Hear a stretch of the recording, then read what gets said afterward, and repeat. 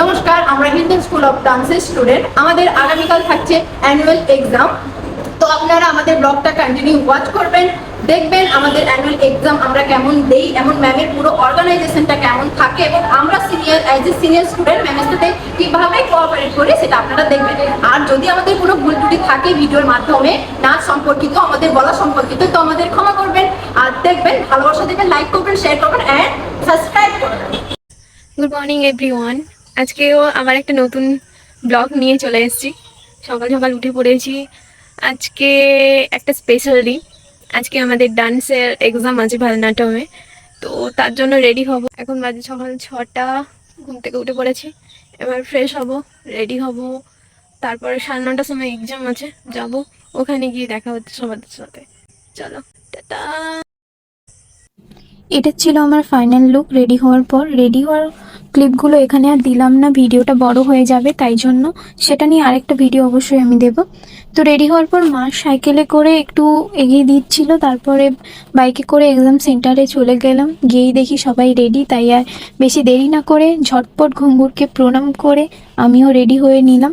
তোমরা অবশ্যই যখন ঘুঙুর পরবে ঘুঙুরকে প্রণাম করেই পড়ো, কারণ নৃত্যশাস্ত্রের ঘুঙুর একটি আমাদের খুবই পূজনীয় একটি জিনিস। যাই হোক, আমাদের এক্সামিনার শ্রী সুশান্ত দাস মহাশয়কে বরণ করে আমাদের এক্সাম স্টার্ট হয়। সব ক্লিপ নিতে পারিনি, ম্যামের ফেসবুকে পোস্ট করা আছে, তোমরা নিশ্চয়ই দেখেছো। না দেখে থাকলে আমি ফার্স্ট পিন কমেন্টে দিয়ে দেবো, তোমরা দেখে নিও। ভূমি প্রণাম করে আমরা স্টার্ট করি এক্সাম। আমরা এবছর ভারতনাট্যমে মধ্য বিভাগের পরীক্ষা দিচ্ছিলাম, তোমাদের জন্য কিছু ক্লিপ তুলে ধরলাম। Second speed, tayum tatta tayum taha tayum tatta tayum taha tayum tatta tayum taha tayum tatta speed. শুধুমাত্র প্র্যাকটিক্যাল নয়, আমাদের সবাইকে কিছু মৌখিক কোশ্চেনও জিজ্ঞাসা করা হয়েছে। তোমরা যারা এক্সাম দিয়েছো তারা জানবে যে নৃত্য মানে এই নয় যে শুধু একটি গানের ভাষাতে কোরিওগ্রাফি করে মঞ্চস্থ করে দিলাম। নৃত্য মানে আমাদের বাংলা ইতিহাস ভূগোলের মতনই একটি সাবজেক্ট, যেখানে শুধু নাচ করলে হয় না, পড়াশোনাও করতে হয়, পড়তেও হয়। তারপর আর কি, এক্সাম শেষ, অন্য ব্যাচের এক্সাম চলছিল এবং আমাদের রীতিমতো ফটোশ্যুট পর্ব চলছিল। ম্যামকেও বাদ দেইনি, কিন্তু স্টুডেন্টের পছন্দ অনুযায়ী শাড়ি জুয়েলারি করেছি। সত্যি বলতে শান্তনী দিদি আমাদের কাছে শুধু ম্যাম নয়, দিদি আমাদের কাছে বন্ধুর মতন। তাই দিদির কাছে কোনো কিছু আবদার করতে আমরা একটুও বাকি রাখি না, এবং দিদি সত্যি আমাদের আবদারগুলো খুবই যত্ন সহকারে পূরণ করে। উই লাভ ইউ দি, আমরা সত্যি তোমাকে খুবই ভালোবাসি এবং খুবই সম্মান করি। আর তার মাঝখানেই আকাশ ভর্তি করে বৃষ্টি চলে এসছে। তখনও আমাদের অন্যান্য ব্যাচের এক্সাম চলছিল।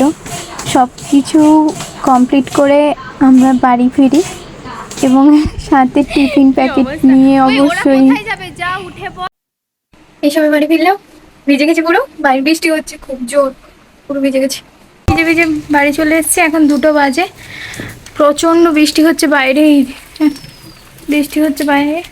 আর ব্লগটা কন্টিনিউ করবো না, বাড়িতে কারেন্টও নেই। চলো এবার ফ্রেশ হয়ে নেই। এই যে পুরো ভিজে গেছি, পুরোটা ভেজা, পুরো ভিজে গেছি। চলো ফ্রেশ হয়ে নিই। ব্লগটা এখান পর্যন্ত।